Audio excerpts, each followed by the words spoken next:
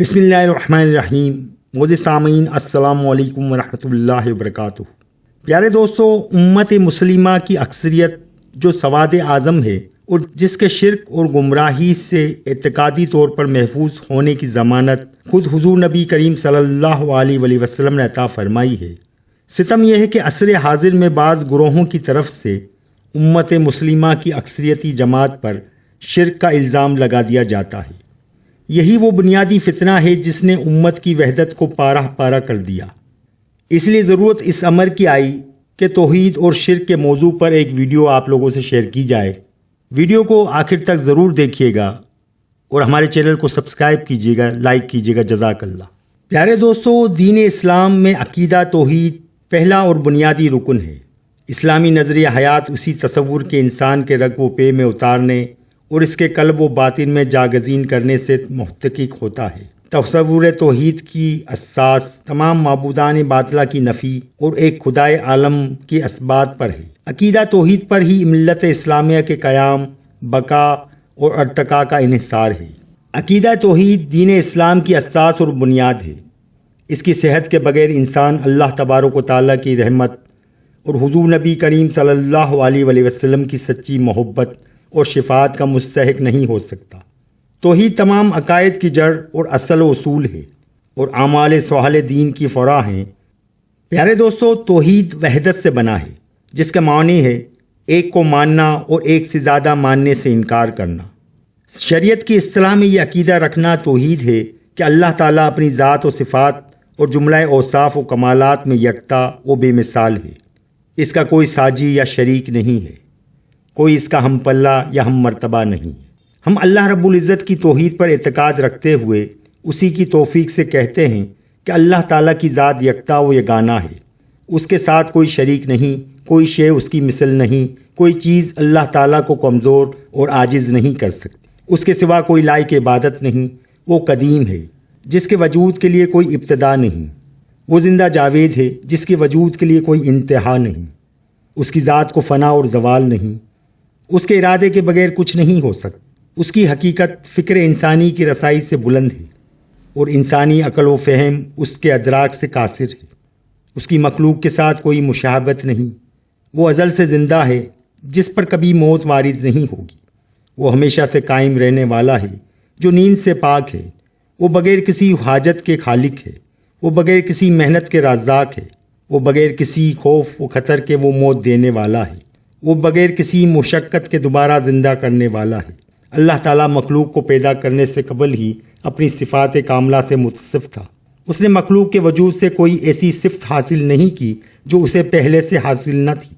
जिस तरह अज़ल में वो सिफ़ात अलवहियत से मुतसिफ़ था, उसी तरह अबद तक बला कम मुकास उनमें मुतसिफ़ रहेगा। उसने अपने लिए खालिक व बारी का नाम मखलूक़ात और कायनात की पैदाइश के बाद हासिल नहीं किया। अलबत्ता अल्लाह ताला को रबूबियत की सिफ़त उस वक्त भी हासिल थी जब कोई मरबूब यानी परवरिश पाने वाला न था, और उसे खालिक की सिफ़त उस वक्त भी हासिल थी जब किसी मखलूक का वजूद ही न था। जिस तरह वो मुर्दों को ज़िंदा करने वाला इन्हें ज़िंदा करने के बाद कहलाया, हालांकि वो इन्हें ज़िंदा करने से पहले भी उस नाम का मुस्तहिक था। इसी तरह मखलूक की ईजाद से पहले भी वो खालिक के नाम से मुस्तहिक था।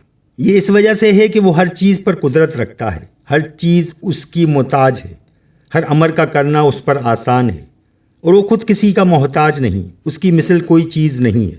वही सुनने वाला, देखने वाला। उसने मखलूक को अपने इल्म के मुताबिक पैदा किया है। उसने मखलूक के लिए हर ज़रूरी चीज़ का अंदाज़ा और मिक़दार पहले से ही मुकर्रर और मुतय्यन कर दी है। उसने उनकी मौत के औकात मुकर्रर कर दिए हैं। मखलूक को पैदा करने से पहले भी उससे कोई शे पोशीदा नहीं थी। उसे उनकी तख्लीक से कबल ही इल्म था कि ये लोग पैदा होने के बाद क्या करेंगे। उसने इन्हें अपनी अताअत का हुक्म दिया और अपनी नाफरमानी और सरकशी से मना किया। हर चीज़ उसकी मशीयत और तकदीर के मुताबिक चलती है और उसी की मशीयत व इरादा नाफिज होता है। बंदों की अपनी कोई मशीयत व इरादा नहीं होता मगर जो वो इनके लिए चाहे। बस जो वो इनके लिए चाहे वही होता है और जो वो ना चाहे नहीं होता। वो जिसे चाहे अपने फ़ज़ल से हिदायत की तौफ़ीक देता है, नाफरमानी से बचाता है और माफ़ करता है। वो जिसे चाहे अपने अदल की बिना पर गुमराह करता है, रुसवा ठहराता है और अज़ाब में मुब्तला करता है। تمام لوگ اس کی مشیت کے اندر اس کے فضل اور عدل کے درمیان گردش کرتے رہتے ہیں۔ نہ کوئی اس کے مدد قابل ہے، نہ کوئی شریک۔ اس کے فیصلے کو کوئی رد کرنے والا نہیں، اس کے حکم کے آگے کوئی پس پیش کرنے والا نہیں، اور کوئی اس کی امر پر غالب آنے والا نہیں۔ ہم ان تمام باتوں پر ایمان لا چکے ہیں اور ایمان رکھتے ہیں کہ یہ سب کچھ اس کی طرف سے ہے۔ اللہ تبارک و تعالیٰ وہ ذات ہے جو توحید کے اعتبار سے یکتا ہے، تمجید کے اعتبار سے قابل تعریف ہے۔ اس ذات کو بندوں کی صفات نہیں پا سکتی، اس کا کوئی مثل و نظیر نہیں۔ وہی ہر چیز کی ابتدا کرنے والا ہے اور اس کو اصل حالت پر لوٹانے والا ہے۔ وہ جو ارادہ فرمائے اسے کر دینے والا ہے۔ وہ بیوی اور بیٹے رکھنے سے بلند و برتر ہے، وہ عورتوں کے میل ملاپ سے پاک ہے۔ اس کی کوئی ایسی لغزش نہیں جسے ختم نہیں کیا جا سکے۔ بے شک اللہ تعالیٰ اپنی ذات میں واحد ہے جس کا کوئی شریک نہیں، یکتا ہے جس کی کوئی مثل نہیں، بے نیاز ہے جس کی ضد نہیں، منفرد ہے جس کی مانند کوئی نہیں۔ وہ ایسا واحد اور قدیم ہے جس کا اول کوئی نہیں، وہ ازل سے ہے جس کی کوئی ابتدا نہیں، اس کا وجود ہمیشہ باقی رہنے والا ہے جس کا کوئی آخر نہیں۔ وہ ابدی ہے جس کی کوئی انتہا نہیں، ہمیشہ قائم اور باقی رہنے والا ہے جس میں کوئی انقطاع نہیں۔ وہ جلالت کی صفت سے متصف رہا، مدتوں کے خاتمے اور زمانوں کی ہلاکت کے باعث اس کی فنائیت اور انجام کے سبب اس کے خلاف فیصلہ نہیں ہو سکتا، بلکہ وہی اول ہے، وہی آخر ہے، وہی ظاہر ہے، وہی باطن ہے، وہ ہر چیز کا جاننے والا ہے۔ اللہ ہر عیب و نقص سے پاک ہے۔ بے شک وہ کوئی جسم نہیں جس کی تصویر کشی کی جائے، وہ جسم سے پاک ہے۔ نہ ہی وہ محدود جوہر ہے جس کا اندازہ کیا جا سکے، وہ اجسام سے مماثلت نہیں رکھتا، نہ ہی مقدار میں اور نہ ہی قبول تقسیم میں۔ وہ جوہر نہیں ہے اور نہ ہی جواہر اس کے حلول کر سکتے ہیں۔ عالم کو سب سے پہلے وجود عطا کرنے والی ذات اللہ تبارک و تعالیٰ کی ہے، جو کہ واحد ہے، قدیم ہے، ہمیشہ زندہ رہنے والا ہے، قدرت رکھنے والا ہے، جاننے والا ہے، سننے والا ہے، دیکھنے والا ہے، چاہنے والا، ارادے کرنے والا۔ وہ عرض نہیں ہے، نہ جسم، نہ جوہر ہے، نہ اس کی شکل و صورت، نہ محدود ہے، نہ محدود جس کو شمار کیا جا سکے، نہ حصوں کی شکل میں ہے، نہ جزو کی صورت میں، نہ مرکب ہے، نہ متناہی ہے، نہ اسے ماہیت کے ساتھ بیان کیا جا سکتا ہے، نہ ہی کیفیت کے ساتھ، نہ وہ کسی مکان میں متقن ہے، نہ ہی کوئی زمانہ اس پر جاری ہے۔ کوئی چیز بھی اس سے مشابہت نہیں رکھتی اور کوئی چیز بھی اس کی قدرت اور اس کے علم سے خارج نہیں۔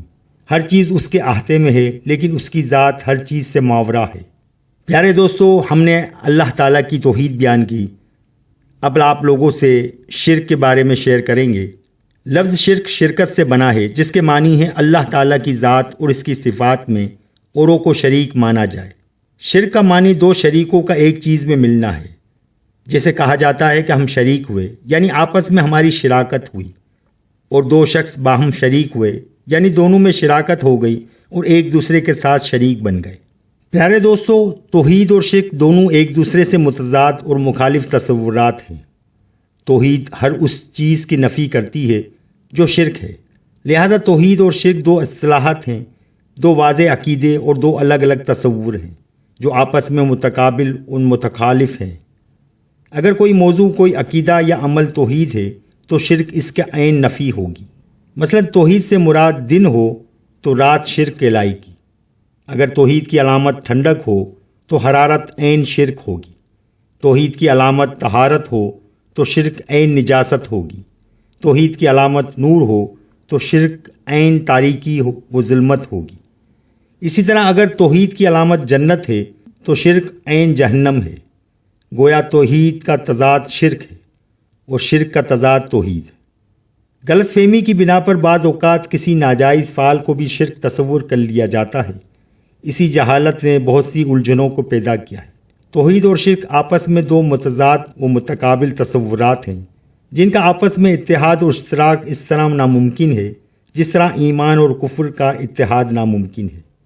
اس لیے ضروری ہے کہ شرک کی اصطلاح کو کبھی بھی عمومی رنگ نہ دیا جائے، نہ ہی اس کا اطلاق بے دریغ کر کے فتویٰ بازی کا بازار گرم کیا جائے۔ پیارے دوستو، شرک صرف اس وقت وجود میں آتا ہے جب توحید کی واضح نفی کی جائے، کیونکہ یہ بات حتمی طور پر طے شدہ ہے کہ توحید اور شرک ایک دوسرے کی ضد ہیں۔ ایک کی واضح نفی کے بغیر دوسرا امر ثابت نہیں ہو سکتا۔ ورنہ اس سے دین و شریعت کا سارا نظام الٹ پلٹ ہو کر رہ جائے گا۔ کسی شخص کا ایک فتویٰ دوسرے کے لیے ایمان کو بلا جواز کفر بنا دے گا، جو سراسر ظلم اور احکام الہی کے خلاف نہ صرف بغاوت ہے بلکہ دین کے ساتھ ہر درجہ زیادتی ہے۔ شرک کے بارے میں حضرت شاہ ولی اللہ محدث دہلوی لکھتے ہیں، شرک یہ ہے کہ اللہ سبحانہ و تعالیٰ کی صفات خاصہ میں سے کوئی صفت اس کے غیر کے لیے ثابت کی جائے۔ شرک کا دار و مدار 4 باتوں پر ہے۔ نمبر 1، اللہ تعالیٰ کے سوا کسی اور کو واجب الوجود سمجھا جائے۔ دوسرا، اس کے مستحق عبادت ہونے کا اعتقاد رکھا جائے۔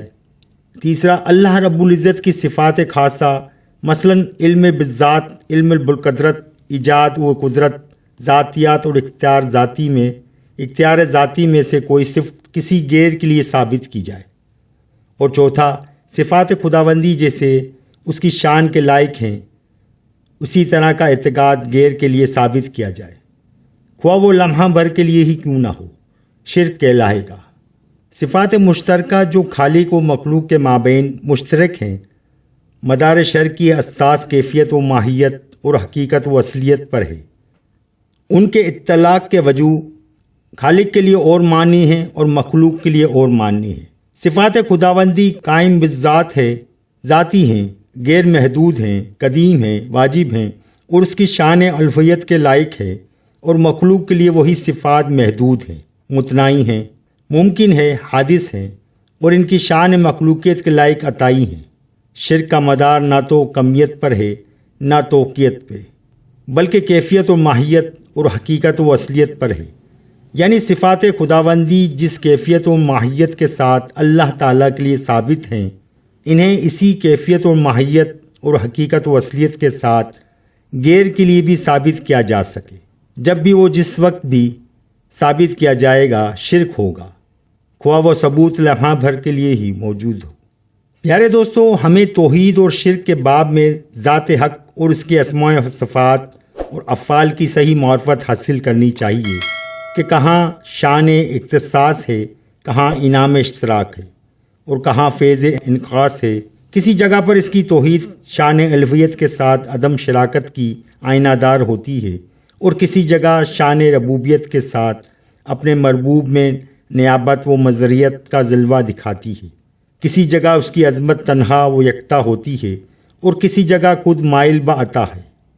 پیارے دوستو، توحید اس کا حق ہے، خالص ہے، اور شرک اس کے نفی کامل ہے۔ سو اس میں کسی بھی حتمی فیصلے سے قبل اس کے سارے فیصلوں کی نگاہ میں رکھنا چاہیے، کہیں ہم دفاع توحید کے رد میں انکار ربوبیت نہ کر بیٹھے۔ تو پیارے دوستو، یہ تھی آج کی ویڈیو۔ اللہ ہم سب کو شرک اور بدعت سے محفوظ رکھے اور ہمارے پیارے آقا محمد مصطفیٰ صلی اللہ علیہ وآلہ وسلم کی سنتوں پہ عمل کرنے والا بنائے۔ ویڈیو اگر پسند آئی ہو تو لائک اور سبسکرائب ضرور کیجیے گا۔ انشاءاللہ تعالیٰ پھر ملیں گے نیکسٹ ویڈیو میں۔ اللہ حافظ۔